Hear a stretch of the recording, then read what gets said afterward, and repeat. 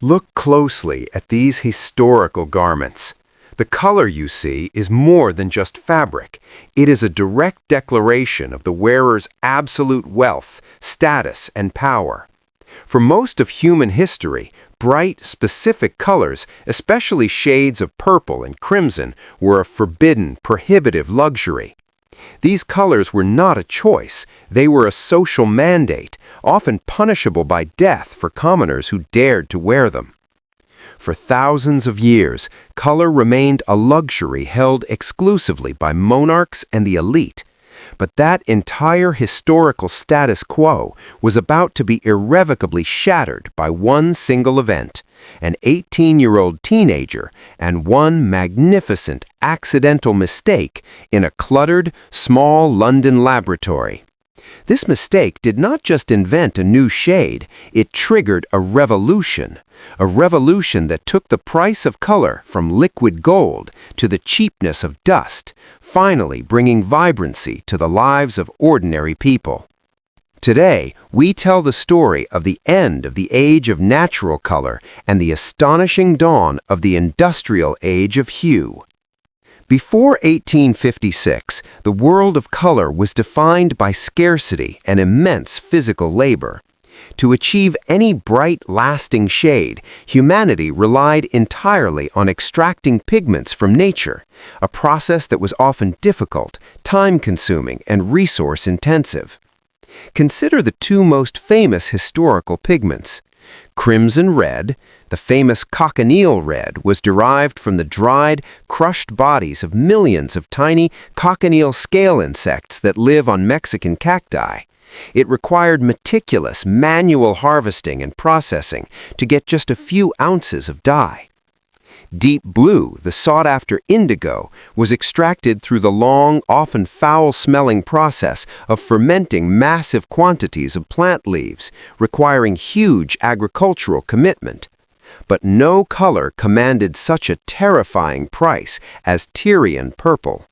This shade, the definitive symbol of Roman emperors and religious power, was extracted from a minute gland within the shells of thousands of Murex sea snails found only on specific Mediterranean coastlines.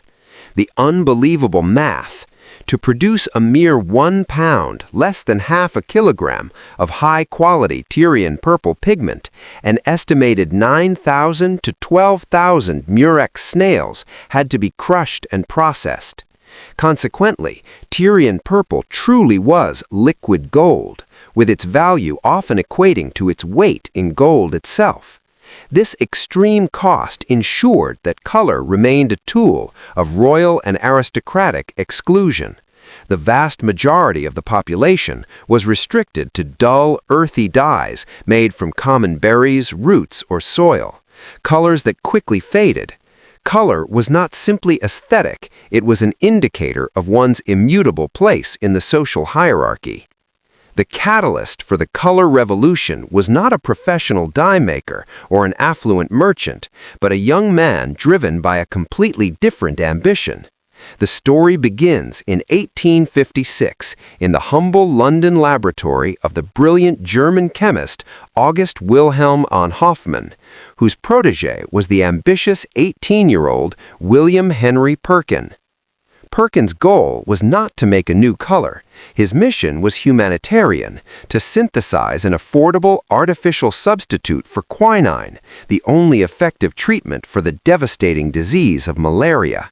Natural quinine, derived from the scarce cinchona tree bark, was expensive, and Perkin aimed to create it from a cheap, abundant starting material, coal tar, the black, sticky, and often toxic byproduct of the gaslight industry. During the Easter break, working alone in his makeshift home lab, Perkin conducted an experiment that went catastrophically wrong. Instead of the delicate, complex structure of quinine, his reaction produced a frustratingly black, gooey sludge at the bottom of his flask. Disheartened, Perkin prepared to clean the flask using alcohol, and this is where history changed forever. As the alcohol mixed with the black residue, it instantly dissolved the sludge, revealing a liquid of dazzling, brilliant purple, a color so vibrant and pure it had never been seen before. The color was entirely synthesized, not extracted, and it was superior to any natural purple. Perkin, recognizing the potential immediately, despite his mentor urging him to continue the quinine quest, knew this was his destiny. He named his discovery mauve, after the French word for the mallow flower. Crucially, Perkin recognized that this dye was brilliant, permanent, didn't fade, and, most importantly, dirt cheap to produce, coming from worthless coal tar. He boldly dropped out of his studies, used his entire savings, and, with the help of his father and brother, established the first synthetic dye factory in Greenford, London. His timing was perfect, and the hue became an overnight international sensation, cemented when Empress Eugenie of France wore a mauve gown, instantly launching the Mauve Decade. Perkin's discovery was more than a chemical breakthrough, it was a cultural and economic tectonic shift. Mauve instantly created a path for thousands of other synthetic aniline dyes, which were faster, cheaper, and offered brighter colors than anything nature could provide. The societal impact was immediate and profound. The end of exclusion. Bright, beautiful colors were no longer a mark of nobility, but a simple, affordable choice for the new middle class. This sparked a global fashion explosion, dramatically increasing demand for colorful, seasonal clothing. Economic collapse. The natural dye industries, the Murex snail fishermen, the indigo and cochineal farmers were financially devastated as their products became instantly obsolete and uncompetitive. This led to widespread economic and social disruption in regions dependent on these trades. Chemical supremacy. Perkin's success launched the entire field of organic synthetic chemistry, creating a global powerhouse industry, primarily centered in Germany, that laid the groundwork for modern pharmaceuticals, plastics, explosives, and fertilizers. Yet this revolution came with a heavy cost. While the world became colorful, the rapid, unregulated growth of the early chemical dye industry led to significant environmental degradation.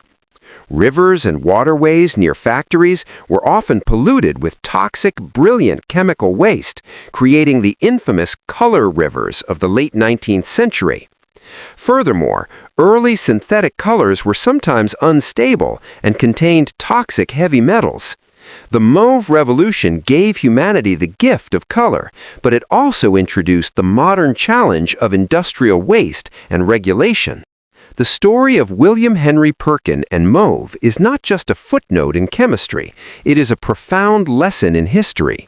It teaches us that the greatest changes are often born from unexpected places, sometimes even a single failed experiment by an ambitious teenager.